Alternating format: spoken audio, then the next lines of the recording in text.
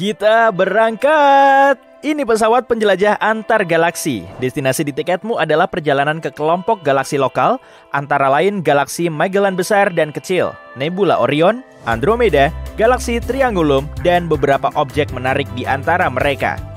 Tolong tiketnya. Harap diperhatikan, kamu mungkin akan mengalami sedikit sensasi kesemutan saat kita memasuki hiperruang. Pesawat dan semua yang ada di dalamnya sedang melalui peralihan fase dimensi. Jangan khawatir, kesemutan itu cepat berlalu. Nah, penumpang semua, ketika kita menuju garis galaksi 180 derajat lintang utara seperti yang biasa disebut penghuni Terraria, hal pertama yang menarik adalah area pembentukan bintang intens yang dikenal sebagai M42, Nebula Orion. Tapi pertama-tama, ada kejutan spesial dari kapten yang enggak diiklankan di daftar rencana perjalanan. Nebula Kepala Kuda letaknya jauh di sebelah kiri pesawat, yaitu di sebelah kiri kalian, Aegis. Sebutannya M43. Bintang yang baru terbentuk di kepala kuda ini memiliki angin surya kuat yang mendeformasi bentuk awan nebula. Perhatikan baik-baik sekarang, sebab dalam beberapa ribu tahun, gas-gas itu akan tersapu oleh nebula mirip bintang yang membentuk matahari kita. Ya, itu sudah lama berlalu, kecuali gas-gas nebula yang ditangkap oleh Jupiter, Saturnus, dan Neptunus. Oke, salah satu penjelajah muda kita bertanya, apa arti huruf M dalam M42 dan M43? Nah, nona muda, huruf M adalah singkatan dari Messier. Diucapkan Messier, bukan Messier, yang artinya lebih berantakan.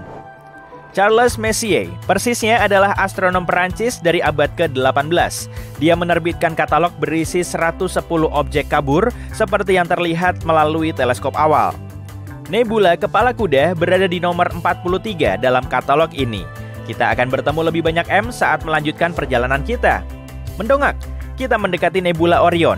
Gas-gas di nebula ini mungkin kurang berwarna dibanding yang kamu harapkan. Itu karena kita terbiasa melihat foto-foto teleskopik exposure lama dan foto-foto disempurnakan yang didesain untuk menyoroti gas-gas yang berlainan dalam nebula. Kusarankan kalian memakai kacamata berwarna yang tersedia di paket perjalanan untuk mengamatinya. Kita masuk. Untung kita berada di hiperruang. Ketika kita mendekati gugus Orion Trapezium di bagian tengah, bintang terang Theta C mengeluarkan angin surya dengan kecepatan 8 juta km per jam. Angin ini mengukir seluruh awan gas, membentuk gelombang kejut yang mengompresi bintang-bintang di dekatnya.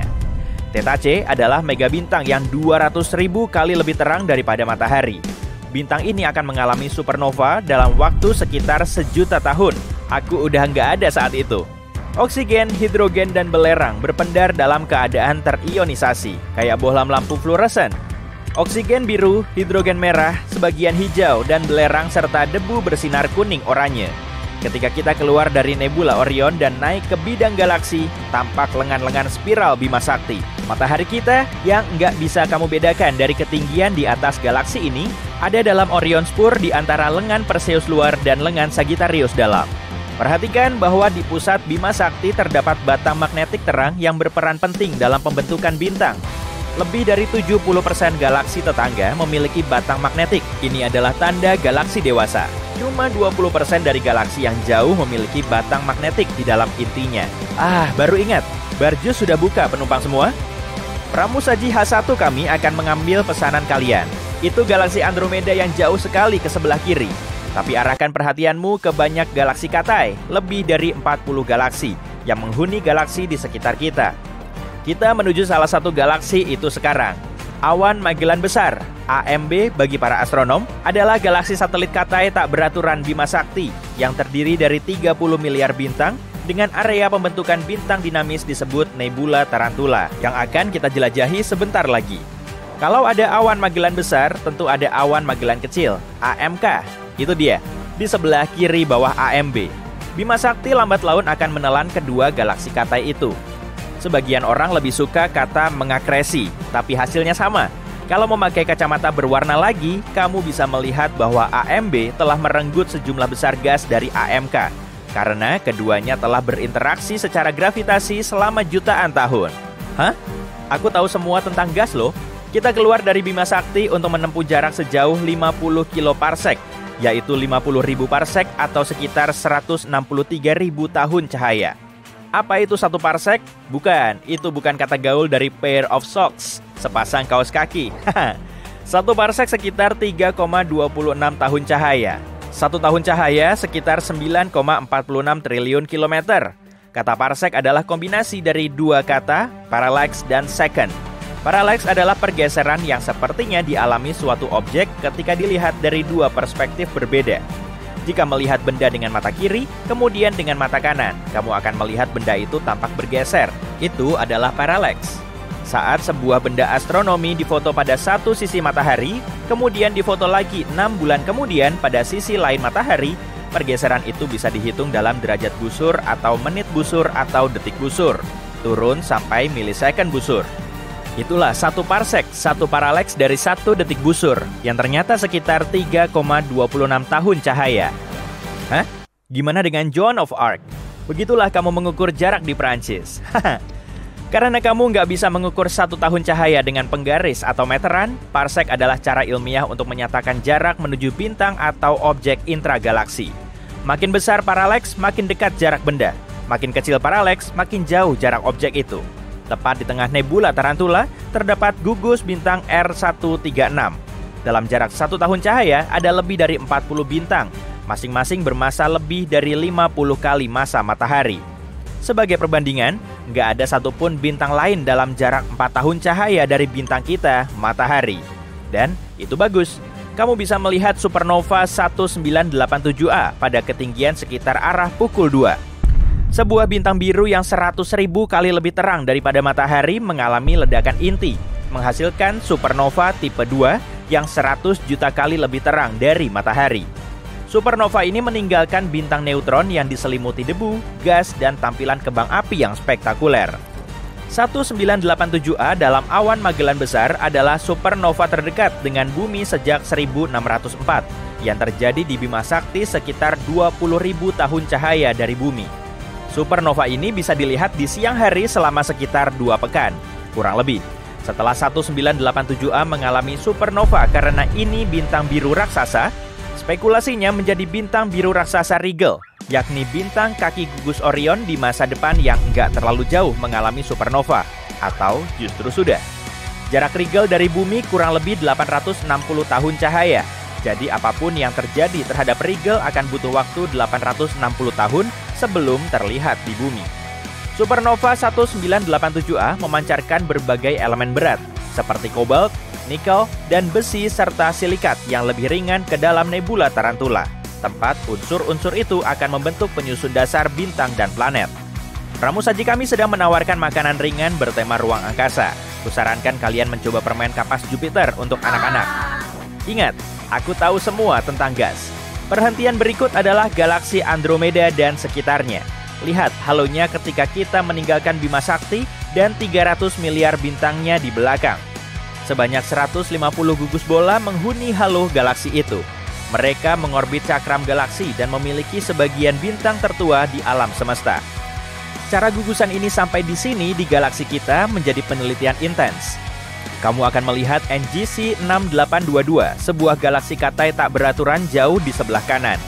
NGC kependekan dari New General Catalog atau Katalog Umum Baru Objek-Objek Astronomi. Mungkin kamu akan berpikir kalau ada katalog umum lama, tapi nggak ada. Yang ada cuma katalog baru, tapi ada katalog umum baru yang direvisi, yang secara teratur menjadi acuan para astronom. Cukup jelas kan? Ketika kita melewati NGC 6822, kamu akan melihat batang magnetik mulai terbentuk dan bercak-bercak terang pembentukan bintang baru. Galaksi ini ditemukan tahun 1884 oleh E.E. Barnard dan juga disebut galaksi Barnard. Pak Barnard adalah pengamat astronomi. Ada sebuah kawah di bulan, sebuah di Mars, dan sebuah area di satelit Jupiter Ganymede, sebuah planet minor yang dinamakan menurut namanya. Nomor 819 Barnardiana, dan bintang yang memiliki gerakan tercepat melintasi langit, bintang Barnard. Nggak banyak orang yang nama mereka terpampang di ruang angkasa seperti Edward Emerson Barnard. Mendekati galaksi Andromeda raksasa dengan triliunan bintangnya, kita akan menyusuri atas tepi barat dan mengunjungi salah satu galaksi kerdil pengiring galaksi raksasa ini, M110 atau NGC 205. Ya, sebutannya memang ada 2. Pilih salah satu. Yang pertama dari jenis ini, galaksi bola katai dengan massa sekitar 3,5 miliar matahari, M110 atau NGC 205. memiliki gugus bola di dekat pusatnya. Galaksi Katai ini juga akan ditelan atau diakresi oleh galaksi Andromeda. Mungkin banyak bintang atau gas dari galaksi Katai ini yang telah dikoyak, hal yang diperkuat oleh kurangnya formasi bintang di M110. Kalian menikmati perjalanan? Dan sekarang perhentian terakhir kita, M33, galaksi Triangulum, galaksi spiral ketiga dan terakhir dari grup lokal kita. Berlokasi di gugus kecil Triangulum, bahasa Latin dari segitiga. Tebakan jitu, ukuran M33 hampir setengahnya Bima Sakti. Jarak galaksi Triangulum adalah 2,7 juta tahun cahaya dari bumi, tapi jauh lebih dekat ke galaksi Andromeda dan bergerak ke sana. Jika kedua galaksi spiral itu bertabrakan, mungkin akan mengubah jalur galaksi Andromeda dan mencegah tabrakan dengan Bima Sakti yang sudah diprediksikan. Semoga begitu. Nah, pesan penting nih, kami akan menyajikan makan malam dalam perjalanan pulang ke bumi. Kalian bisa memilih ayam atau ikan. Semoga kalian menikmati perjalanan ini. Jika mengisi survei dan memberi kami bintang 5, kalian akan memperoleh hidangan penutup. Bima Sakti adalah salah satu misteri terbesar yang ada. Sulit memperhitungkan seberapa besar galaksi kita sebenarnya. Dan salah satu alasan utamanya adalah karena kita hidup di dalamnya.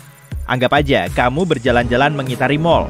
Kamu tahu mall itu besar, tapi kamu nggak bisa memastikannya sebelum melihatnya dari atas. Bima Sakti terdiri dari miliaran bintang yang kelihatan mirip serangkaian lampu dari kejauhan. Jadi, kamu cuma perlu mengukur jarak antara bintang-bintang ini dan tara, jawabannya pun ketemu. Tunggu dulu. Aku lupa soal awan debu yang menghalangi penglihatanmu. Sejumlah ilmuwan yang agak keras kepala mencoba membuat model proses terbentuknya dan evolusi galaksi kita menggunakan komputer. Ada semacam lingkaran di luar galaksi kita. Jadi, para ilmuwan ingin melihat apakah Bima Sakti punya batas ujung. Mereka menemukan bahwa Bima Sakti membentang selebar 100.000 tahun cahaya dari pusatnya. Kemungkinan artinya lebar seluruh galaksi kita sekitar 200.000 tahun cahaya. Masalah estimasi ini adalah lingkaran ini cenderung tidak punya batas ujung karena cahayanya memudar. Agak mirip waktu kamu nyalain senter dan mencoba melihat di mana ujung cahayanya berakhir. Pada tahun 2013, teleskop luar angkasa Hubble menangkap gambar sesuatu yang jaraknya 25 juta tahun cahaya. Ternyata itu adalah galaksi spiral yang kemudian dinamai ESO 3738 dengan setidaknya 7 galaksi lain di sekitarnya. Dan galaksi ini setipis pancake bercahaya lebih tepatnya. Teleskop ini juga memotret galaksi lain yang jaraknya 65 juta tahun cahaya. Galaksi ini disebut IC335. Pancake silau yang satu ini juga mengambang di luasnya luar angkasa. Gambar yang diambil teleskop ini nggak begitu akurat. Agak sulit menjelaskan apa yang sebenarnya kita lihat. Galaksi berbentuk pipi ini punya banyak awan debu yang dapat membentang hingga ratusan tahun cahaya. Posisinya lebih banyak di dekat pusat galaksi dan tidak terlihat dalam cahaya biasa, tapi dapat dideteksi dengan bantuan filter biru. Galaksi IC335 ini berbentuk cakram oval dengan awan gas dan debu besar. Artinya, bintang-bintang terus muncul di sana. Tapi tidak semua galaksi membentuk bintang. Galaksi dilahirkan dalam bentuk bola gas raksasa yang perlahan berputar dan lama-kelamaan runtuh ke dalam dirinya sendiri. Saat mulai berputar lebih cepat, wujud pancake ini pun terbentuk. Oh, sirupnya mana ya? Prosesnya mirip adonan pizza yang awalnya berbentuk bola, lalu diputar-putar di udara. Toppingnya adalah bintang, dan sausnya adalah awan debu dan gas. Kamu jadi lapar juga nggak?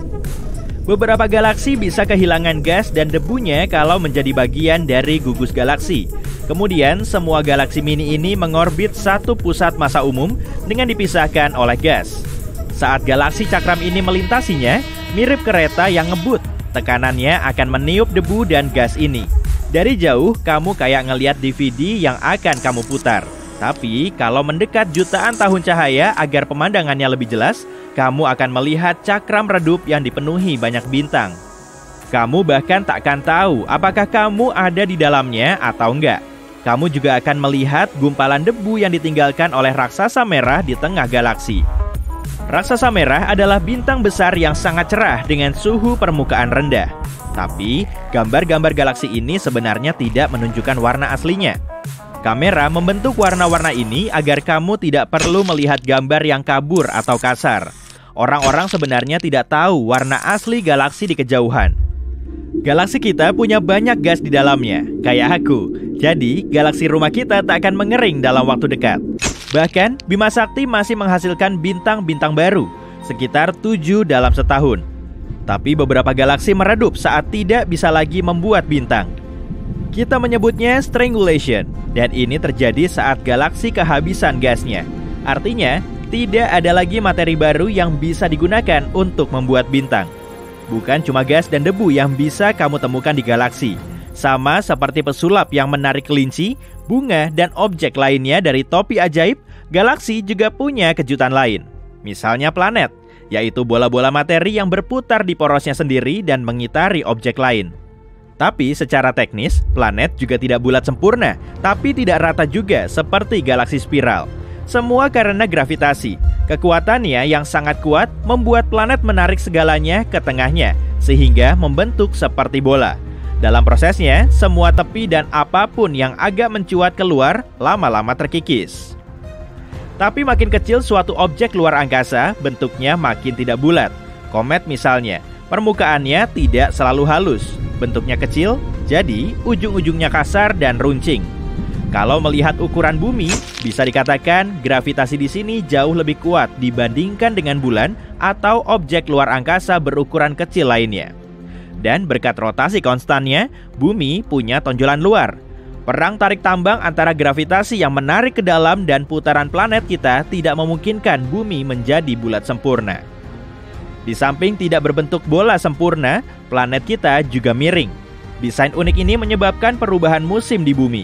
Kemiringan ini bisa terjadi karena jutaan tahun setelah terbentuk, bumi mungkin bertabrakan dengan protoplanet, objek luar angkasa besar yang tengah berkembang menjadi planet. Venus juga unik karena berputar melawan arah dibandingkan planet lainnya.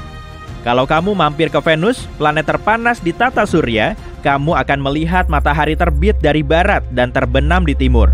Tapi, kamu harus datang tepat waktu untuk melihat fenomena ini. Sehari di Venus berlangsung selama lebih dari 240 hari di bumi. Selama ini, para ilmuwan meyakini bahwa tarikan matahari yang kuat terhadap Venus menyebabkan hari yang sangat panjang itu. Tapi teori baru mengklaim bahwa Venus pernah berputar seperti bumi dan planet lainnya. Tapi pada satu titik, sumbunya berputar 180 derajat. Bukan berarti Venus tiba-tiba berhenti berputar dan mulai bergerak mundur. Satu teori berpendapat bahwa komet atau objek besar lainnya pernah menabrak planet ini di masa lalu. Tabrakan ini mungkin menyebabkan arah rotasinya berubah, tapi banyak ilmuwan meragukan teori ini. Kalau kamu sering memandangi bulan, kamu mungkin memperhatikan bahwa wajah yang sama selalu menatapmu balik setiap malam. Faktanya, bulan memang berputar, tapi sangat lambat. Satelit alami planet kita ini butuh 27 hari bumi untuk berputar pada porosnya. Selain itu, bulan berputar pada kecepatan yang sama dengan putarannya terhadap bumi. Sisi yang selalu kita lihat disebut sisi dekat bulan, dan sisi yang tidak menghadap kita, yap, tebakanmu benar, adalah sisi jauh bulan, atau nama kerennya sisi gelap bulan. Sumbu rotasi Uranus miring 98 derajat terhadap bidang tata surya, atau lebih sederhananya, planet ini berputar pada sisinya. Para ilmuwan pernah meyakini bahwa benda besar yang melesat di luar angkasa pernah menabrak Uranus, jadinya miring begini. Tapi ada satu kejanggalan, bulan Uranus ditutupi es. Tabrakan super kuat yang bisa membuat planet ini miring akan mengakibatkan gangguan gerakan dan posisi bulan Uranus. Tapi semua tampak relatif tidak tersentuh, dan semua es yang menutupinya masih utuh. Padahal, setiap perubahan besar yang terjadi pada Uranus akan menghasilkan energi yang cukup untuk melelehkan es di sana. Alasan lain kenapa posisi Uranus agak aneh, mungkin karena cincinnya. Yap, Uranus punya cincin seperti Saturnus, cuma lebih tipis dan lebih redup.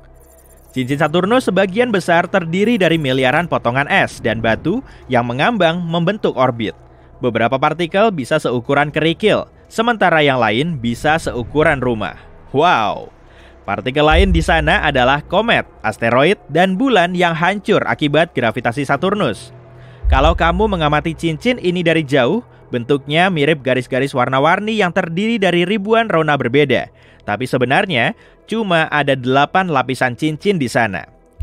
Uranus mungkin punya cincin yang sama indahnya kayak Saturnus sekitar 4,5 miliar tahun lalu. Keseimbangan antara gravitasi Saturnus dan cincinnya mungkin membuat planet ini tetap tegak.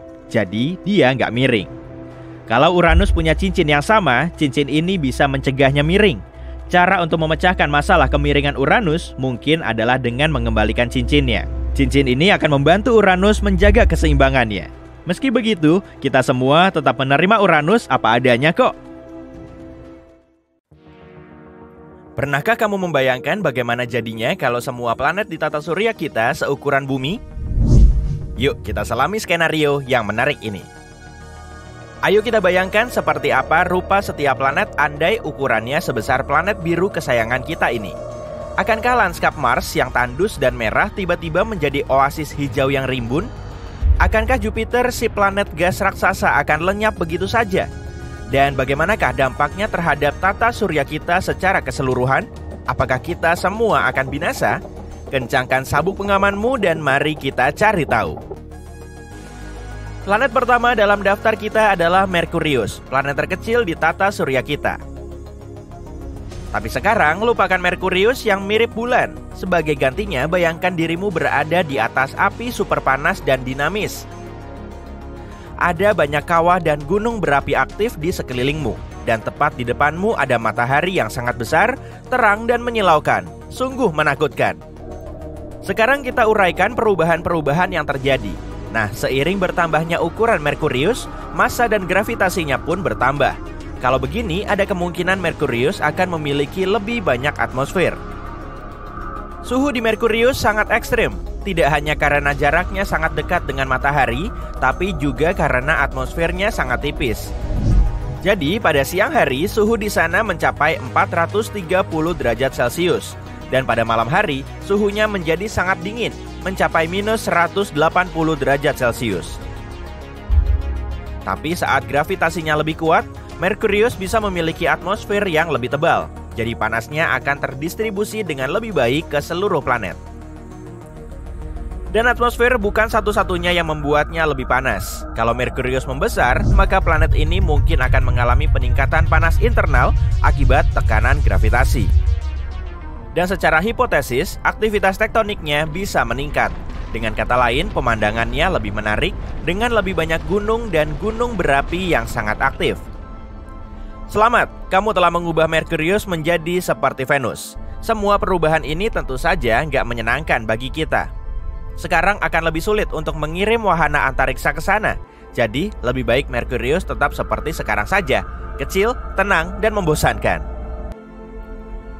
Itu berbanding terbalik dengan planet berikutnya, Venus. Lalu apa yang akan terjadi pada Venus jika ia seukuran bumi? Jawabnya, nggak ada. Sama sekali nggak ada yang berubah. Itu karena ukuran Venus sudah hampir sama dengan bumi. Venus bahkan disebut kembaran bumi. Tapi itu hanya sebatas sebutan saja. Kenyataannya keduanya sangat berbeda. Venus juga dikenal sebagai bintang kejora karena sangat terang dan terlihat di langit. Tapi jangan biarkan keindahannya menipumu. Planet ini adalah salah satu tempat paling tidak ramah di tata surya kita. Permukaannya lebih panas dari pizza yang baru matang, sekitar 480 derajat Celcius. Dan diselimuti awan asam sulfat tebal yang bisa melarutkan manusia yang coba-coba mengunjunginya. Jadi, maaf, kamu nggak bisa jalan-jalan ke sana dalam waktu dekat. Yuk beralih ke planet yang nggak seperti Venus, berpotensi menjadi rumah baru bagi kita, yaitu Mars. Bayangkan kamu berdiri di permukaan Mars, menyaksikan matahari terbenam berwarna biru dan menghirup udara yang menyegarkan. Ya, kamu nggak salah dengar, udara. Selain itu, kamu bisa dikelilingi tanaman, hewan, dan merasa seperti sedang di bumi.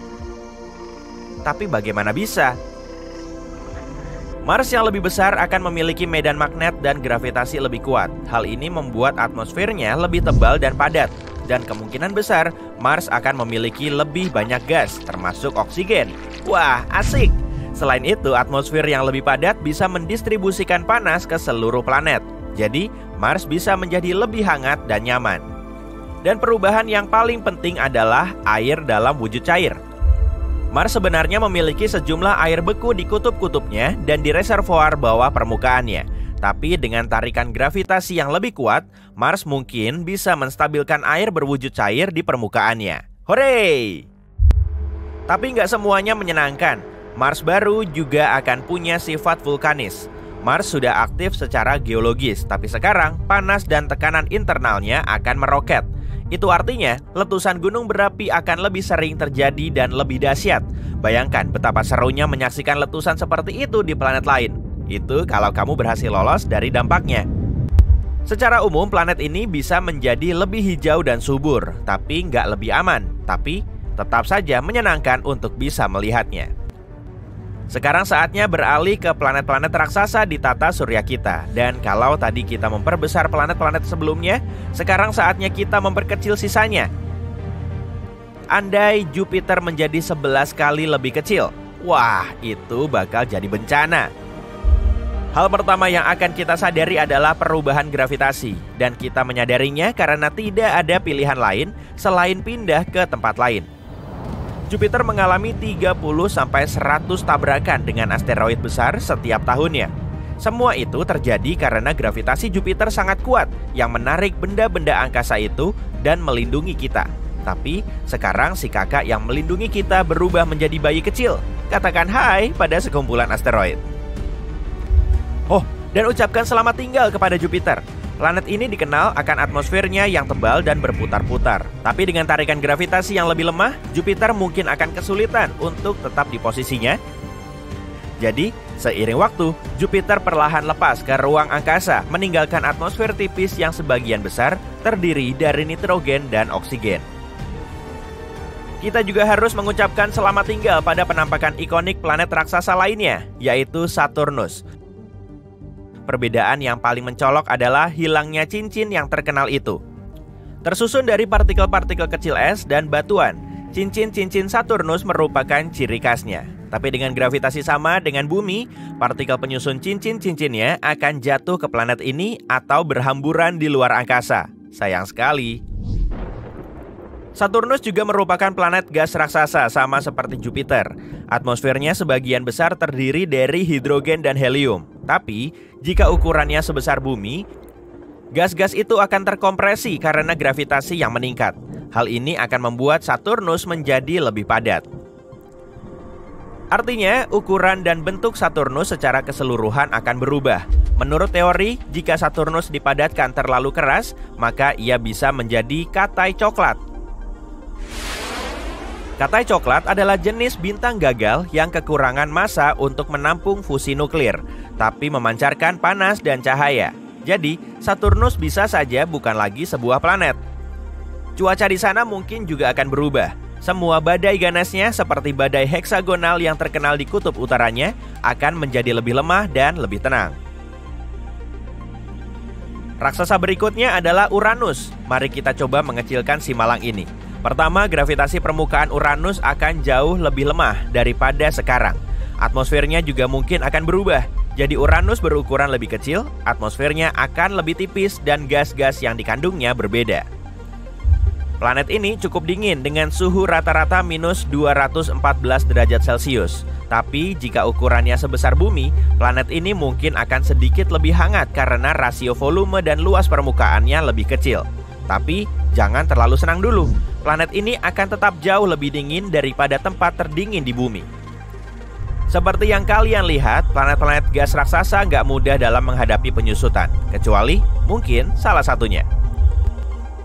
Anehnya, Neptunus kecil akan menjadi lebih bersahabat. Sebagai permulaan, Neptunus kecil mungkin akan jadi planet berbatu dengan atmosfer sangat tipis. Artinya, Neptunus bukan lagi planet gas raksasa, melainkan planet yang lebih mudah untuk ditinggali manusia dan makhluk hidup lainnya.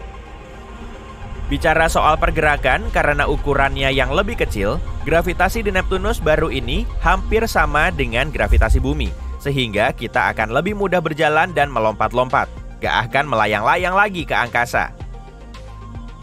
Atmosfer asli Neptunus sangat tebal, sampai-sampai kamu hampir gak bisa melihat tangan di depan wajahmu. Dan tekanan permukaannya sekitar 100 kali lipat atmosfer bumi. Tapi, Neptunus yang baru akan jauh berbeda, dengan atmosfer jauh lebih tipis dan tidak terlalu padat. Walaupun masih mengandung metana, air dan amonia, jumlahnya nggak sebanyak sebelumnya. Terakhir soal suhunya. Neptunus saat ini sangat dingin dengan suhu rata-rata sekitar minus 223 derajat Celcius. Tapi kalau ukurannya sama dengan bumi, kemungkinan suhunya akan jauh lebih hangat, seperti Uranus. Begitu baru nyaman. Sungguh planet yang luar biasa. Begitulah perubahan yang terjadi pada planet-planet. Tapi apa yang akan terjadi pada seluruh tata surya jika semua planet menjadi berukuran sangat kecil? Sulit untuk diprediksi, tapi yang jelas gravitasi dan orbitnya akan banyak berubah. Kecil kemungkinan salah satunya akan terlempar ke antariksa, bertabrakan satu sama lain atau semacamnya. Tapi kebanyakan orbitnya mungkin akan menjadi sangat tidak stabil, dan jumlah tabrakan dengan asteroid akan meningkat secara signifikan. Tentu saja semua ini hanyalah spekulasi, kita jelas nggak bisa mengujinya. Tapi ini eksperimen pikiran yang cukup menarik dan membuat kita menghargai betapa unik dan istimewanya tata surya kita.